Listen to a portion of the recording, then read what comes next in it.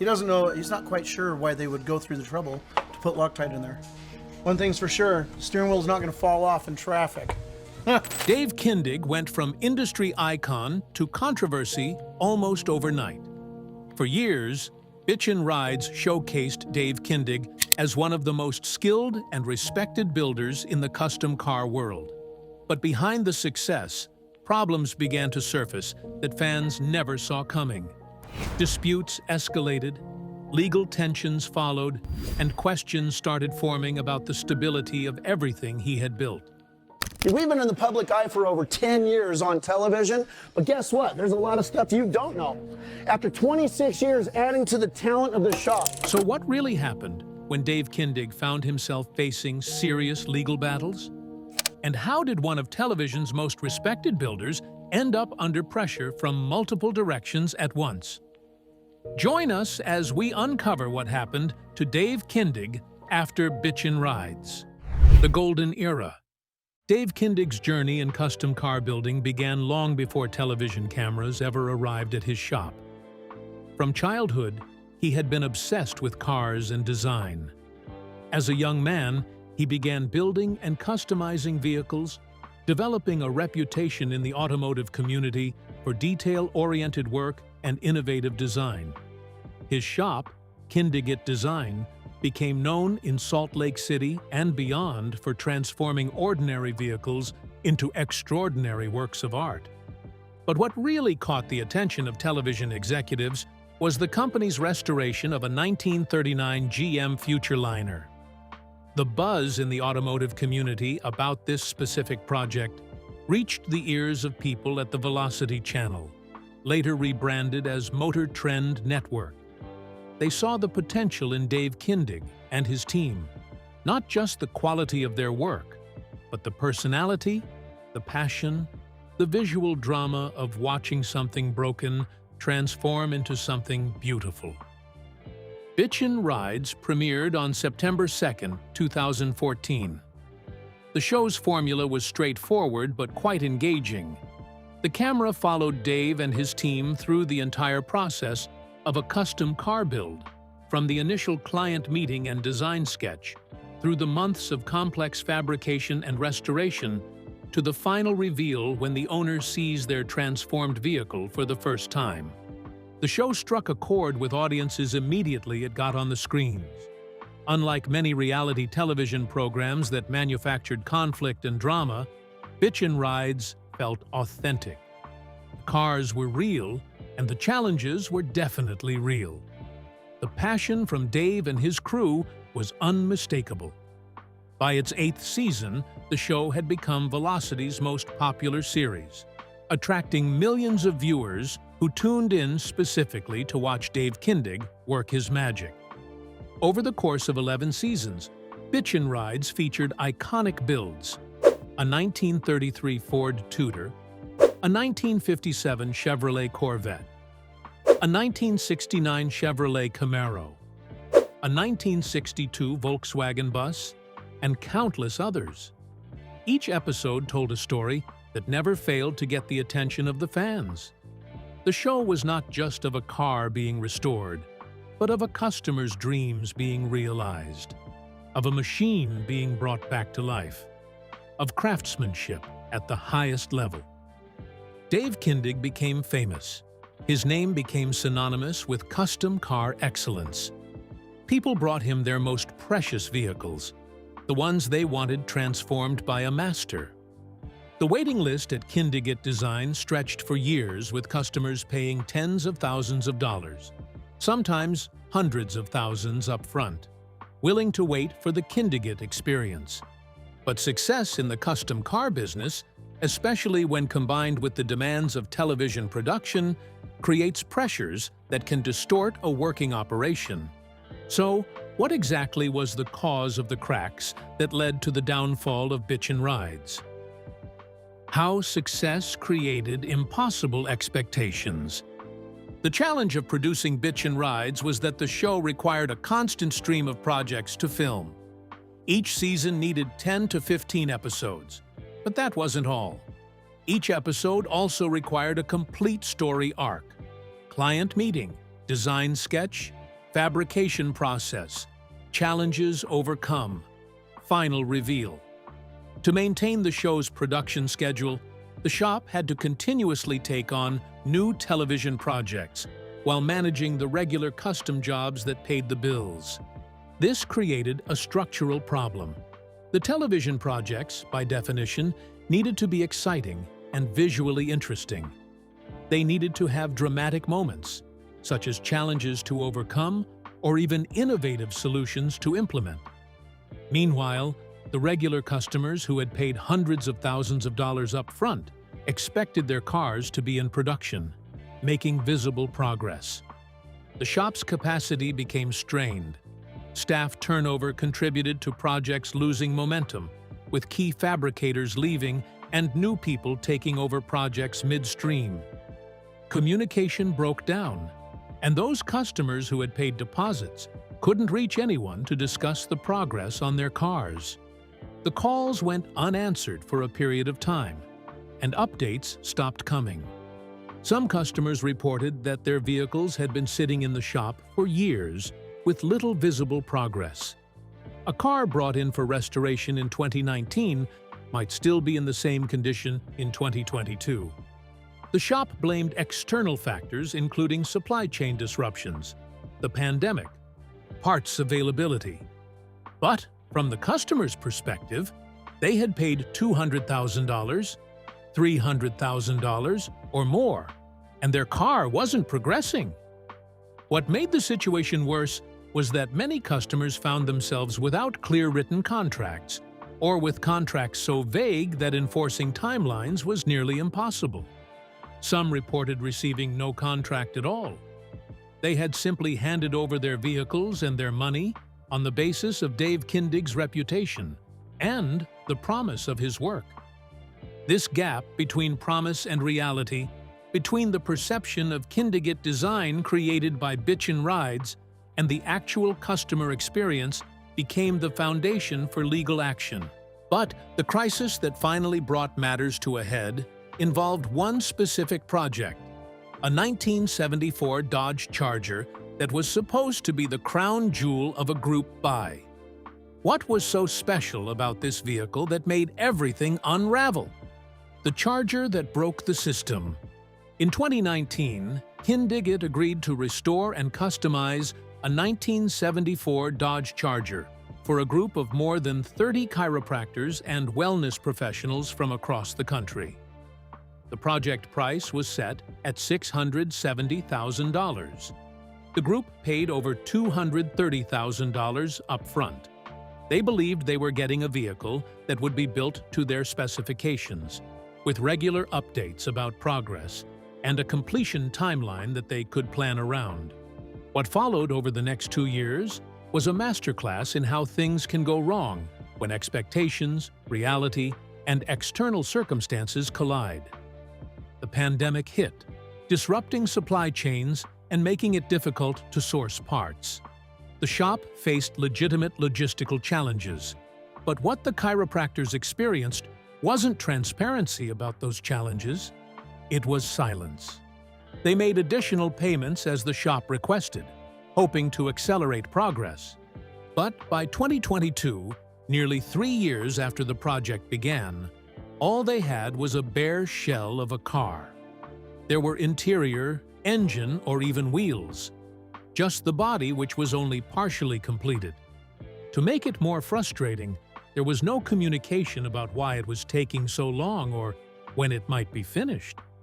The group had tried to reach the shop multiple times because they wanted updates. They wanted to know if the project was even still happening. However, their calls weren't returned, and the emails they sent were left unanswered. The frustration eventually turned to legal action.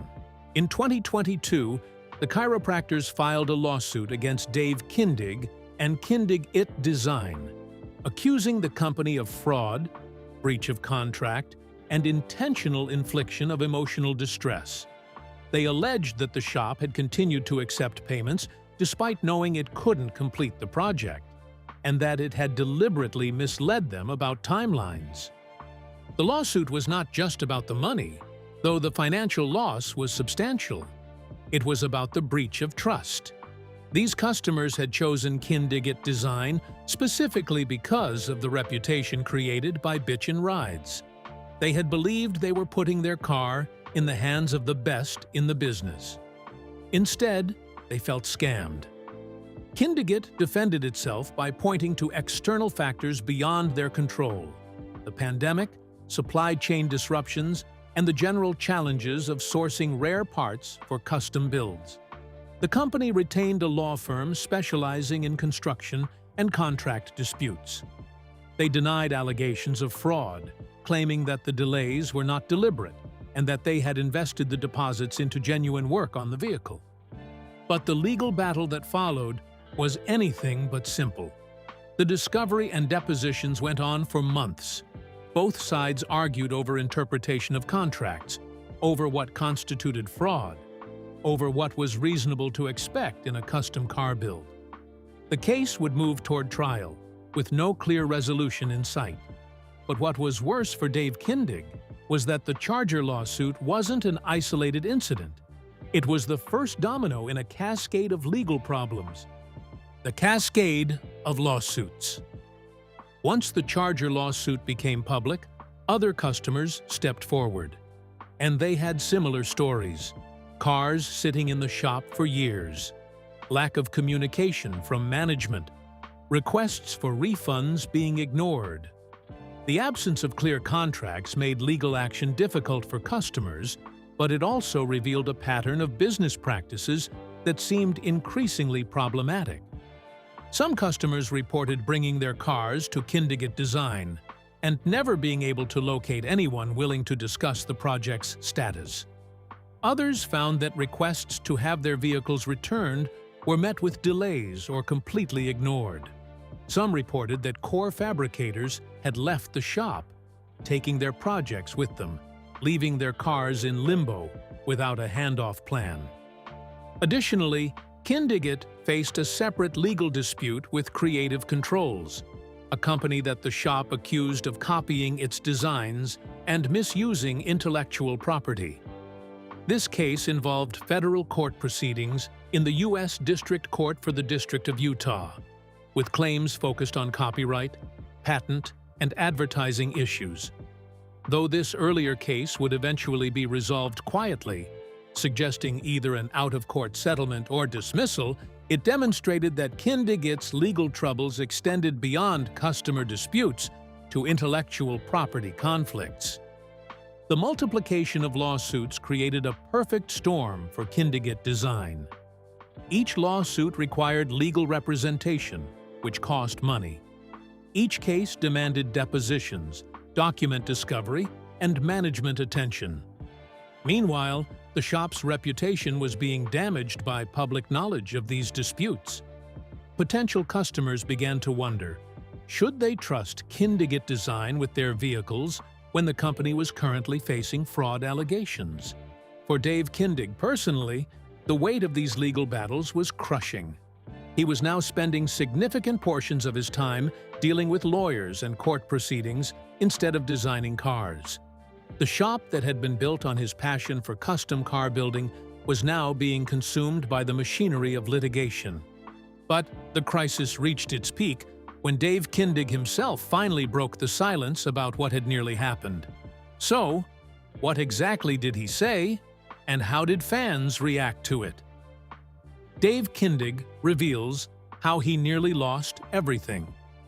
In September 2025, Dave Kindig appeared on a podcast and broke years of relative silence about the lawsuits and the near collapse of his business. For the first time, he spoke openly about how close he came to losing Kindig Design entirely. The details he shared painted a picture of a man whose business empire had been genuinely threatened by legal action. He discussed the pressure of managing multiple lawsuits simultaneously. He acknowledged the strain that defending against accusations of fraud and breach of contract had placed on him and his company. He spoke about the moments when he genuinely worried that the judgments against him could force the company into bankruptcy. What Dave revealed in that podcast was that the lawsuits had been existential threats. A massive judgment against Kindig could have forced the sale of the company, forced the closure of the shop, forced him to lose everything he had built over decades.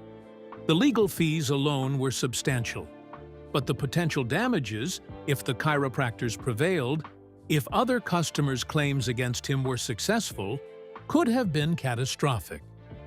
Yet Dave also spoke about his determination to defend himself and his company. He was not going to roll over and accept responsibility for delays that, in his view, were beyond his control. He hired experienced legal counsel. He fought back against the allegations.